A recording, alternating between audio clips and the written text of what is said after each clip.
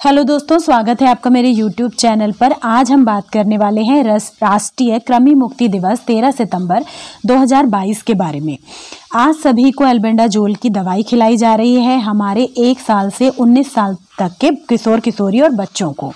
तो किस तरह से हमें दवाई खिलानी है और इसका फॉर्मेट किस तरह से भर के देना है, इसी पे हम बात करेंगे। तो सबसे पहले ये फॉर्मेट हम देख लेते हैं और फॉर्मेट में राज्य, जिला, ब्लॉक और नगर या ग्राम का नाम आप लोग लिख लेंगे। इसके बाद परियोजना का नाम लिखना है, आंगनवाड़ी केंद्र का नाम लिखना है और आंगनवाड़ी केंद्र कोड लिखना है।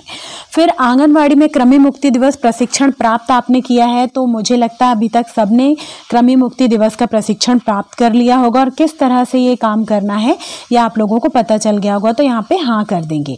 उसके बाद हम देखते हैं एल्बेंडाजोल दवाई का कवरेज। इसमें लक्षित विवरण दिया गया है कि आंगनवाड़ी सेंटर में पंजीकृत बच्चे 1 से 5 साल तक के, तो यहाँ पे लड़के और लड़कियों की संख्या लिखना है और लड़के लड़कियों की कुल संख्या यहाँ कुल वाले खंड में डाल देनी है।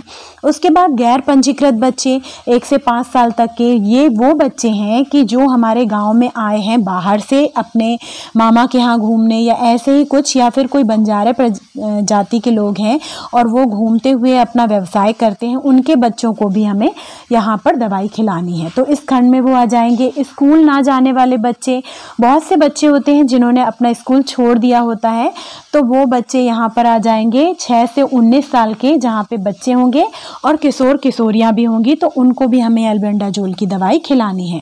और लड़के लड़कियों की संख्या लिख के कुल की हमें रिपोर्ट लिख लेनी है।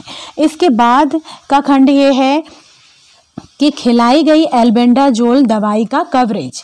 तो ये हमें 13 सितंबर को दवाई खिलानी है और 16 सितंबर को खिलानी है, तो 2 दिन हमें ये खिलानी है। 13 सितंबर को हम जो दवाई खिलाएंगे तो वहाँ पे हमारे जो आंगनवाड़ी का केंद्र में पंजीकृत बच्चे 1 से 5 साल तक के, उनके हमने कितनी दवाई खिलाई उनको, तो वो लड़के लड़कियों की संख्या लिख लेंगे 13 सितंबर की। फिर गैर पंजीकृत बच्चों की हम 1 से 5 साल तक की लिख लेंगे लड़के लड़कियों की संख्या, और स्कूल ना जाने वाले 6 से 19 वर्ष के किशोर किशोरियों की यहाँ पर हम संख्या लिख लेंगे बच्चों की। इसके बाद यहाँ पर हम लिखेंगे कि 16 सितंबर को भी जो हम खिलाएंगे उनकी संख्या भी लिख देंगे। और इन तीनों खंड का योग हमें कहाँ पर लिखना है, कुल योग में, जहाँ पर 1 + 2 लिखा हुआ है 3, तो वहाँ पर टी जहाँ पे लिखा है टी के जगह पे कुल योग लिख देना है।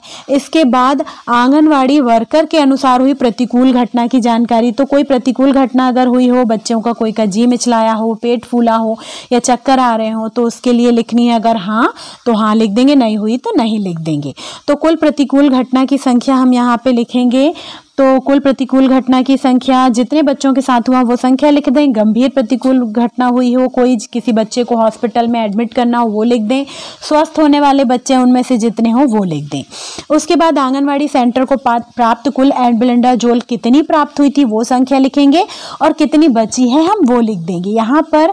फिर उसके बाद आंगनवाड़ी कार्यकर्ता का नाम लिखेंगे, फिर कार्यकर्ता के हस्ताक्षर होंगे, फिर आंगनवाड़ी कार्यकर्ता का फ़ोन नंबर यहाँ लिखना है हमें, और उसके बाद यहाँ पर जो सारी जानकारी फिलअप करके ये प्रपत्र को हमें आंगनवाड़ी कार्यकर्ता को आशा और एएनएम के पास जमा कर देना है। वो अपने स्तर से इस प्रपत्र को अपने विभाग में जमा कर देंगे। तो इस तरह से आपको कृमि मुक्ति दिवस का फॉर्म भरना है। जिन लोगों से नहीं बन रहा है उनके लिए ये वीडियो तैयार किया गया है।